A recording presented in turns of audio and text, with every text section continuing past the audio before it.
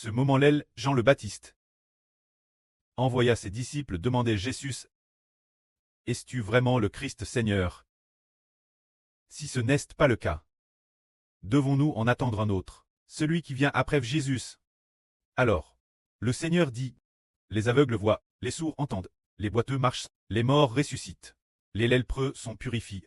Tout cela, c'est moi qui l'ai accompli. Cela montre que je suis le Seigneur, envoie par le précleste Jéhoval. » Et après le Messie, les disciples de Jean Saint retournent pour rapporter la nouvelle. Pour faire le rapport Jean. Alors, le Seigneur commença parler de cette chose. Concernant Jean, le Seigneur demanda alors, la foule nombreuse qui était présente, « Qu'êtes-vous à le voir au désert? Qu'alliez-vous y regarder? Est-ce un roseau agi par le vent?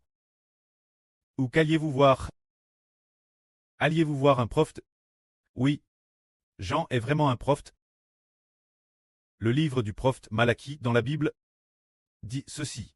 Voici, j'envoie mon messager devant ma face pour parer le chemin. Le messager dont parle cette phrase est précisément Jean le Baptiste. C'est dire la foule que Jean est celui qui devait venir. Là, alors Jean, pour qui a-t-il préparé le chemin? C'est pour Joval qu'il a préparé le chemin. Alors Jésus-Christ, Jésus est celui que Joval Dieu a envoyé. Il est le fils de Joval. Appelle le fils du chemin. Pour que la foule puisse croire au Seigneur et croire plus fermement. Ce moment-là, le Seigneur leur enseigna ceci. En vrai, je vous le dis. Parmi ceux qui sont nés de femmes, il n'en a paru aucun de plus grand que Jean le Baptiste. Cependant, le plus petit dans le royaume des cieux est plus grand que lui. Alors pourquoi, parmi ceux nés de l'humanité, nés de femmes, en a-t-il aucun de plus grand que Jean le Baptiste? Parce que Jean le Baptiste a fait une chose. Préparer le chemin pour Jésus-Christ. C'est dire rendre témoignage au Seigneur Jésus-Christ. Ainsi d'Adam Jean le Baptiste, pour l'ensemble de l'Ancien Testament. On peut dire que, dans tout l'Ancien Testament, le plus grand est Jean le Baptiste. Car le travail que Jean a fait est plus grand que celui de l'ancien prophète Lie, plus grand que celui de l'ancien prophète Mose, et plus grand que les anciens Daniel, Isaïe et tous ces prophètes. C'est cause d'une chose. Parce que Jean a rendu témoignage Jésus-Christ. C'est pourquoi il était honorable. Et madame, avant sa naissance, la Bible avait dit prophétisse qu'il y aurait un homme, appelle le prophète Lié, qui préparerait le chemin pour le Christ Messie. Alors le Seigneur Jésus a dit, que Jean est grand, mais y a-t-il quelqu'un de plus grand que Jean, parmi ceux qui sont nés de femmes? Non, il n'y en a pas. Parmi ceux qui, sans avoir eu le salut du Seigneur Christ, sont déjà morts. Alors Jean est le plus grand, jusque celui du Seigneur Jésus-Christ. Moment-là, mais le Seigneur a dit. Cependant, dans le royaume des cieux, le plus petit est plus grand que Jean. Qu'est-ce que cela signifie? Dans le royaume des cieux, le plus petit est plus grand que Jean. Cela signifie que ceux qui suivent le Seigneur, tous ceux qui croient au Seigneur, ceux qui sont nés de l'Esprit, et qui, l'avenir, régneront dans le royaume des cieux. Le plus petit d'entre eux est plus grand que Jean le Baptiste. Si le Seigneur renseigne ainsi, c'est pour nous faire comprendre qu'il faut suivre le Seigneur. Alors le Seigneur a dit, depuis le temps de Jean le Baptiste jusqu'à présent, les gens s'efforcent avec force de rechercher le royaume des cieux. Et ceux qui s'efforcent ainsi, s'en emparent. C'est dire que depuis le temps de Jean le Baptiste jusqu'au temps du Seigneur Jésus, cela ne fait peut-être que, depuis que Jean a envoyé dans le Jourdain pour baptiser les gens, partir de ce moment-là jusqu'à présent, le Seigneur Jésus-Christ, jusqu'au jour où il parle, cela fait environ 1 an ou 2 peu PRS. Et durant cette période d'1 ou 2 ans, des gens ont commencé à rechercher le royaume des cieux. Dès l'instant où Jean a comment baptiser, où le Seigneur Jésus-Christ a comment annoncé, préparez le chemin de Joval, aplanissez ses sentiers, soyez baptisés pour accueillir le Messie. C'est partir de ce moment-là que des gens ont comment rechercher le royaume des cieux. Et ceux qui s'efforcent avec force s'en emparent. Qu'est-ce que cela signifie? C'est dire que depuis que Jean a commencé à baptiser, Jean disait ceci. Moi, je vous baptise d'eau pour vous amener la repentance, mais celui qui vient après moi, qui doit venir, appelle le Messie, appelle le Christ, a une autorité et une puissance plus grandes que les miennes. Il vous baptisera du Saint-Esprit. Il a son vanne la main. Il nettoiera entièrement son air, et il brûlera la paille dans le feu. Mais il amassera le bel, il le recueillera dans le grenier. C'est donc Jean qui a raconté une telle chose, se dire que Jean le Baptiste rendait continuellement témoignage quelqu'un. Se dire notre Seigneur Jésus-Christ. Et partir de ce moment-tel, certaines personnes ont comment rechercher le royaume des cieux. Quelles personnes ont comment rechercher le royaume des cieux? Comme l'a dit le Seigneur, depuis le temps de Jean le Baptiste. Jusqu'à présent, les gens s'efforcent avec force de rechercher le royaume des cieux. Et ceux qui s'efforcent s'en emparent. Alors quelles personnes ont comment rechercher le royaume des cieux? Eh bien, il y a 2 ans, se dire le Seigneur Jésus-Christ. Quand Jean a commencé, Jean le Baptiste, quand il a commencé prêcher l'évangile, il y avait Pierre, Jean. Bien SR ce Jean. N'est pas Jean le Baptiste. C'est l'aptre Jean, Pierre, Jean André Jacques.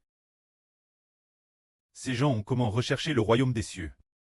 Rechercher le royaume des cieux, ce qui signifie que ces personnes ont comment suivre le Seigneur. Ceux qui suivent le Seigneur sont ceux qui recherchent le royaume des cieux. Il est dit ici, depuis le temps de Jean-Baptiste jusqu'à présent. Les gens s'efforcent de rechercher le royaume des cieux. Et ceux qui s'efforcent l'obtiennent. C'est dire Pierre. Ils ont comment rechercher avec force. Rechercher le royaume des cieux, c'est rechercher le Seigneur. C'est suivre le Seigneur avec force. Alors, ceux qui suivent le Seigneur avec force, obtiennent l'approbation du Seigneur. Et obtenir l'approbation du Seigneur, c'est recevoir l'avenir, la bénédiction de la royauté. C'est ainsi que les gens recherchent le royaume des cieux. Auparavant, notre frère Heber a aussi entendu parler par hasard de la recherche du royaume des cieux. Et, madame, un jour, dans un RVE, une femme, c'était le matin du 8 avril 2021. Dans le RVE, une femme certienne, tenant sa Bible chertienne, est venue débattre avec le frère Heber. Elle a dit au frère Heber, tu dois accepter de bon cœur d'être une personne humble. L'homme ne peut pas atteindre le royaume des cieux par ses efforts. Il te suffit de te contenter de l'humilier. L'homme ne peut pas atteindre le royaume des cieux par ses efforts. A dit cette femme, le frère Heber a débattu avec elle en disant, le Seigneur Jésus-Christ a dit, efforcez-vous d'entrer dans le royaume des cieux. Ceux qui s'efforcent s'en emparent. Comment peux-tu dire que l'homme ne peut pas atteindre le royaume des cieux, qu'il n'y a pas besoin de le rechercher, et qu'il faut se contenter de l'humilier? Le Seigneur a aussi dit, efforcez-vous d'entrer par la porte étroite pour l'obtenir, et a dit encore, frappez continuellement, et l'on vous ouvrira. Comment peux-tu dire que l'homme ne peut pas atteindre le royaume des cieux? Oh, dans la Bible, dans quel passage est-il écrit que l'homme ne peut pas atteindre le royaume des cieux, et qu'il n'est pas nécessaire de le rechercher? Alors cette femme a ouvert sa Bible, dès que sa Bible a été ouverte. Elle, cette femme, a ouvert sa Bible. Au moment où sa Bible s'est ouverte, elle a découvert que cette Bible était organise avec d'abord le Nouveau Testament, puis l'Ancien Testament. Dans cet agencement, de plus, dans la Bible, il y avait beaucoup d'illustrations, des illustrations religieuses. Ce moment-elle, elle la cherche pendant un long moment, mais n'a pas pu trouver de preuves bibliques indiquant que l'homme ne peut pas atteindre le royaume des cieux. Alors, elle a lu sa Bible, puis elle est partie toute honteuse.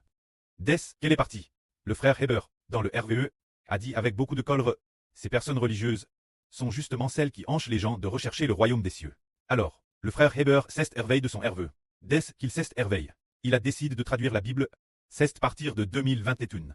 Le jour du 8 avril, qu'il a officiellement commencé à traduire la Bible. Traduire la Bible. Partir de quel livre? Commencer, on a découvert que ce qui permet de comprendre le salut, c'est El Peter aux Romains, comme premier livre, comme la première Bible traduite. Alors, il a commencé à traduire. Ainsi, aujourd'hui, nous, ses enfants, pouvons lire la Sainte Montagne de Sion, traduite par le frère Heber. La Bible dit que si l'on s'efforce d'entrer dans le royaume des cieux, on y parviendra sûrement. S'efforcer d'entrer dans le royaume des cieux, c'est s'efforcer de suivre le Seigneur, car le royaume des cieux signifie que s'efforcer d'entrer dans le royaume des cieux signifie s'efforcer. S'efforcer de rechercher le fait de régner dans les cieux. Le royaume des cieux, c'est le royaume des cieux. Appelle le royaume céleste. S'efforcer d'entrer dans le royaume des cieux, c'est s'efforcer de rechercher l'avenir dans le royaume des cieux, de régner. Rechercher le royaume est un royaume, le royaume d'un roi. S'efforcer d'obtenir cette bénédiction. signifie régner avec le Seigneur l'avenir. Alors, ceux qui s'efforcent de le rechercher, le Seigneur va-t-il les rejeter, en disant « Oh, ne le recherche plus, je ne veux pas de toi, je ne t'apprécie pas ». Le Seigneur ferait-il cela? Non. Au contraire, le Seigneur aime dire, « Ne crains point petit troupeau, ne craignez pas, car votre précleste trouve bon de vous donner le royaume, vous devez le vouloir. Ne vous amassez pas sur la terre, des trésors, mais amassez des trésors dans le ciel, car le pré prend grand plaisir vous donner le royaume, elle est votre trésor, elle aussi sera votre cure. Alors le trésor, c'est la fonction de régner dans le royaume des cieux. Voilà le trésor, et si nous désirons régner dans les cieux, notre cure doit être avec Jésus. Dirait régner dans le royaume des cieux, c'est avoir le cure auprès de notre Seigneur Jésus-Christ. Si le cure est auprès du Seigneur Jésus-Christ, alors le trésor sera auprès du Seigneur Jésus-Christ. Si le cure est auprès du Seigneur Jésus-Christ, alors le Seigneur Jésus-Christ nous accordera la fonction royale. Nous la donnera. C'est ainsi que nous comprenons qu'en réalité s'efforcer d'entrer dans le royaume, c'est s'efforcer de suivre le Seigneur, voilà ce que cela signifie. Autrefois Hébert ne comprenait pas non plus. Il pensait qu'il fallait s'efforcer de pratiquer la religion, croyant tort qu'il s'agissait de s'efforcer dans la religion. En parlant de s'efforcer d'entrer dans le royaume, il pensait qu'il fallait s'efforcer de rechercher la religion.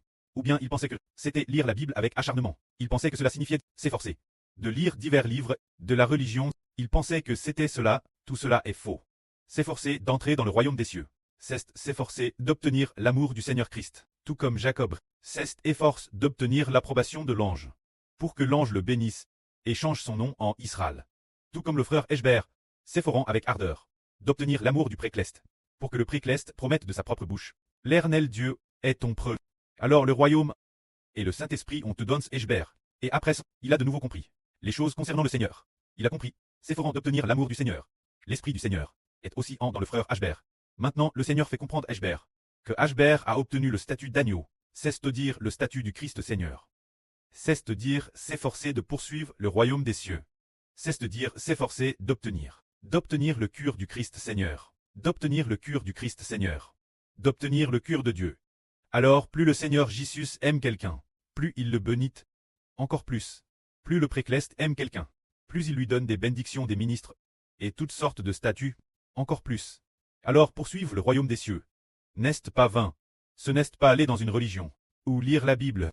Rien de tout cela. C'est d'obtenir l'amour du Seigneur, d'obtenir l'amour du précleste. Car nous établir comme roi, terminer l'ampleur de nos bénédictions, et de notre grâce, vient entièrement du précleste, qui nous les donne par le Seigneur Jésus-Christ. Ainsi nous comprenons, tout comme le Seigneur l'a dit, depuis les jours de Jean le Baptiste, jusqu'aujourd'hui, jusqu'à présent, les gens s'efforcent de poursuivre le royaume des cieux. Mais avant que Jean le Baptiste ne prêche l'évangile, les gens n'avaient pas entendu parler du royaume des cieux. Comment auraient-ils pu entendre parler d'un royaume dans les cieux, et puis de régner dans le royaume des cieux? Ce genre de doctrine n'avait jamais été entendu. Mais le livre du prophète Daniel prophétisait que il y a un royaume dans les cieux, que Dieu établira un royaume qui ne sera jamais détruit. Et le prophète Saé a aussi comparé le royaume des cieux, une femme, la compare Jérusalem, mais sans expliquer clairement le mystre de régner dans le royaume des cieux. Mais après la venue du Seigneur, c'est-à-dire après que Jean a préparé le chemin, il a dit que les gens devaient « Repentez-vous et croyez en celui qui vient après moi, celui. Il est le roi, il est le Christ. » Ainsi quand le Seigneur est venu, ce moment-tel, une fois, il est arrivé une fois. C'était de Jean le Baptiste, qu'il y avait un ou deux disciples. On fait un. Jean dit alors, « Voici, elle agneau de Dieu, quitte le péché du monde. » Alors Pierre et Anne, les deux frères quittent immédiatement Jean et suivirent le Seigneur. Ils étaient donc des hommes d'effort. S'efforant, ils suivirent immédiatement le Seigneur. Et après ça, bien essayèrent, ils ont faibli. Son retour péchèrent. Le Seigneur les a de nouveau appelés disant, « Venez, suivez-moi, et je ferai de vous des pêcheurs d'hommes. » Alors les 4 pêcheurs ont immédiatement suivi le Seigneur, continuellement, sans plus jamais le quitter. Ainsi de telles personnes sont celles qui s'efforcent d'obtenir le royaume des cieux. On dit que ceux qui s'efforcent l'ont obtenu. Ces 4 pêcheurs, parce qu'ils ont lu pour suivre le Seigneur, ont obtenu la faveur du Seigneur. Le Seigneur a dit DCRT que l'avenir, lorsque le Seigneur sera roi, le royaume, soit partage avec ses 4 frères pour qu'ils le posent ensemble, et règnent ensemble comme roi. Que la gloire soit auprès et au Seigneur. Amen.